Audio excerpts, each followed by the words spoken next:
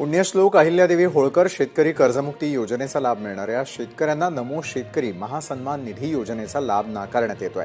त्यामुळे आधीच संवेदनशील बनलेल्या शेतकऱ्यांच्या कर्जमाफीचा विषय आणखी तापण्याची शक्यता। एका हाताने कर्जमाफी तर दुसऱ्या हाताने नमो शेतकरी महासन्मान निधीला कात्री, अशा दोन्ही चर्चा राज्यामध्ये रंगलेल्या आहेत। कर्जमाफीचा लाभ घेणाऱ्या शेतकऱ्यांना नमो योजनेचे 2 हप्ते मिळाले नाहीयेत आणि त्याच्यामुळे संभ्रम निर्माण झालाय।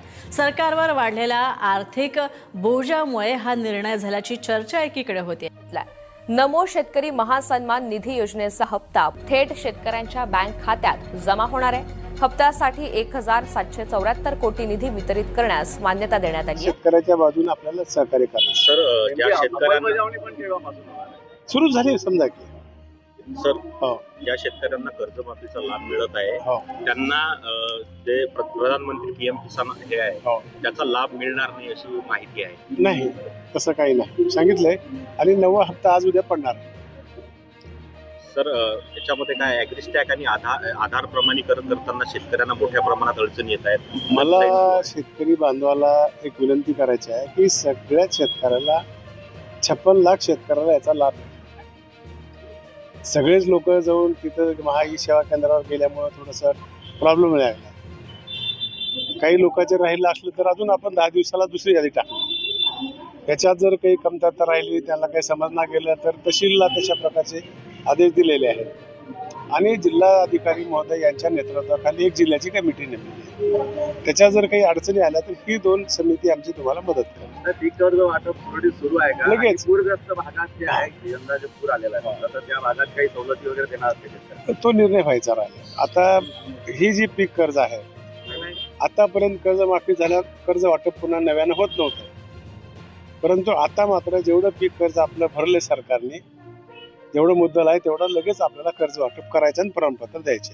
सर, सहकार विषयाचा शालेय शिक्षणात समावेश होणार आहे, मंजुरी मिळाली नाही, पण गरज आहे या सगळ्या गोष्टीची। आज देशाला आमच्या सहकार क्षेत्र म्हणजे आपल्या देशाची तसं बघितलं तर इकॉनॉमी शेतीवरच आहे आणि राज्याचं सहकार क्षेत्र खूप चांगल्या प्रकारचं आतापर्यंत काम करत आहे। आपण लोकांनी चांगल्या गोष्टीकडे लक्ष कमी दिलं आहे।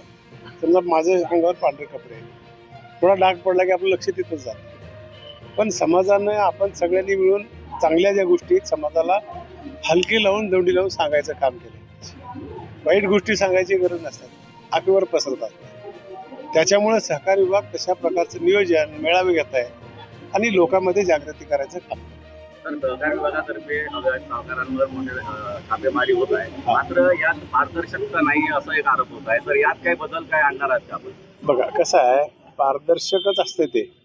कसं आता छापे मारल्यानंतर पारदर्शकच राहणार ना, त्याला कसं म्हणता येईल आपल्याला पारदर्शक? तर ते डिपार्टमेंट त्याच्यामध्ये गुन्हे दाखल होत नाहीत किंवा त्याची सिस्टीम आहे, त्याच्यामध्ये एक सिस्टीम आहे, त्या सिस्टीम प्रमाणे जावं लागते आपल्याला। गृह विभाग आहे, महसूल विभाग आहे, सगळे विभाग लागतात। त्याच्यामुळे त्याच्या सगळ्याच्या मंजुऱ्या परवानग्या घेऊन एक दाखल कोणाला पूर्ण मिळत नाही अशा प्रकारची शंका आहे। काही म्हणतात की आम्ही लाभार्थी आहोत पण आम्हाला मिळत नाही। नेमकी परिस्थिती काय आहे, काय दिसते? आपलं माहितीचं काम थोडंसं लेट झाल्यामुळं पैसे आपले पडू शकले नाही। माझ्या माहितीप्रमाणे आज किंवा उद्यापर्यंत पैसे आपले पडतील। जे ॲग्रीटॅक्सचं काम पूर्ण झालेलं आहे त्याच्या संदर्भामध्ये पैसे आपले पडतील आणि मी शेतकऱ्याला विनंती करतो की सगळ्यांनी गडबड करू नका। जे आपले 56 लाख लोक आहेत त्या सगळ्या लोकाला, पात्र लोकाला कर्जमुक्ती भेटणार आहे। राष्ट्रीयकृत बँकेच्या संदर्भामध्ये काही संभ्रम होता, त्या संदर्भात आमच्या खात्याचे प्रधान सचिव तरडे साहेबांनी, आमचे सहकार आयुक्त तावरे साहेबांनी देखील इंडिव्हिज्युअल बैठका मॅनेजरशी घेऊन काय प्रकारचं बोलणं झालं होतं त्या संदर्भात बोलणं झालेलं आहे आणि त्या संदर्भात आता त्या कामाला गती भेटलेली आहे। खरं तर सुनेत्राताई यांच्यावरती टीका झाल्यानं म्हटलं जाते की हे वैयक्तिक घेऊ नका, काय कसं होतंय? नाही, तसं नाही।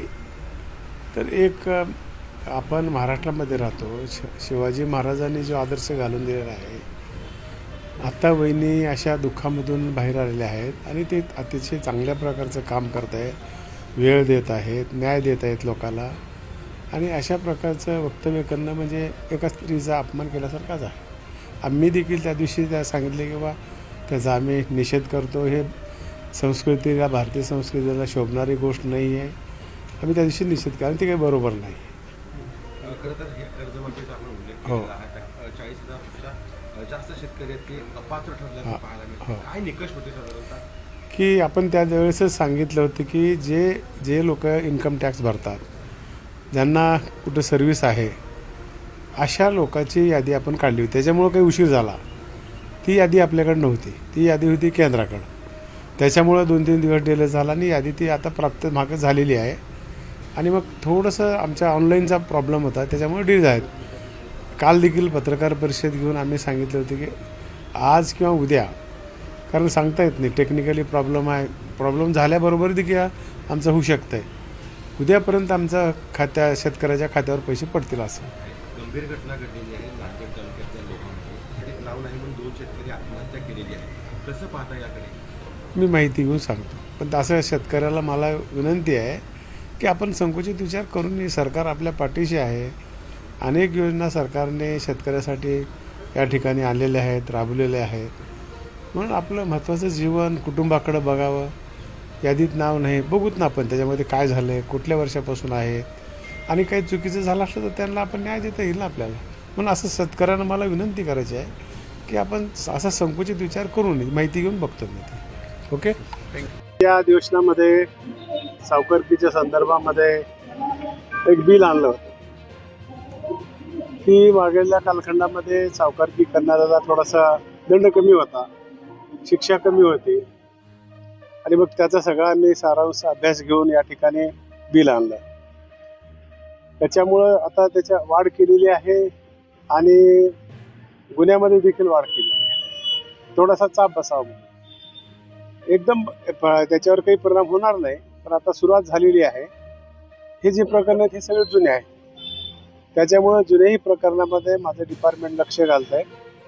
जिथं जिथं आम्हाला असं प्रकारचं लक्षात आलं त्या ठिकाणी आमचे अधिकारी जाऊन आपली सरकारची भूमिका हेच राहिली की शेतकऱ्याच्या बाजूने आपल्याला सहकार्य करायचं. सर, ज्या शेतकऱ्यांना सुरू झाली समजा की सर हो ज्या शेतकऱ्यांना कर्जमाफीचा लाभ मिळत आहे हो त्यांना जे प्रधानमंत्री पीएम किसान हे आहे हो त्याचा लाभ मिळणार नाही अशी माहिती आहे. नाही, तसं काही नाही सांगितलंय.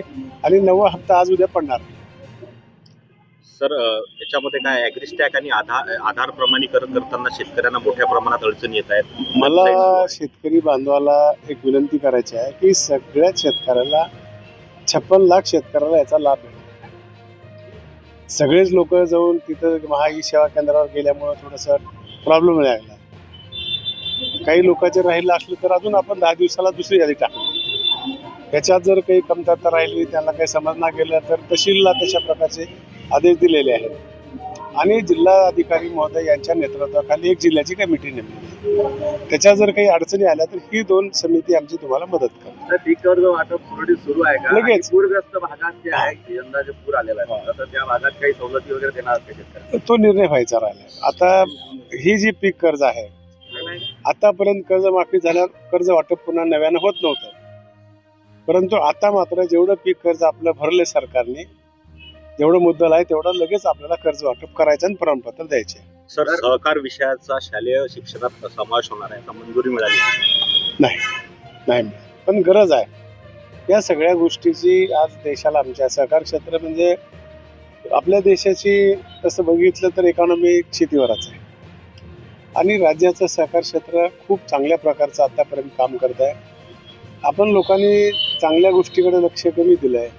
समजा माझ्या अंगावर पांढरे कपडे, थोडा डाग पडला की आपलं लक्ष तिथंच जातं.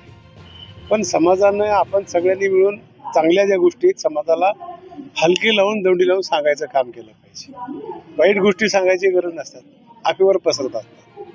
त्याच्यामुळे सहकार विभाग तशा प्रकारचं नियोजन मेळावे घेत आहे आणि लोकांमध्ये जागृती करायचं काम करत. तर सहकार विभागातर्फे सहकारांवर मोठे छापेमारी होत आहे, मात्र यात पारदर्शकता नाही असा एक आरोप होत आहे. तर यात काही बदल काय आणणार आहेत का आपण? बघा कसं आहे, पारदर्शकच असते ते. कसं आता छापे मारल्यानंतर पारदर्शकच राहणार ना. त्याला कसं म्हणता येईल आपल्याला पारदर्शक? तर ते डिपार्टमेंट त्याच्यामध्ये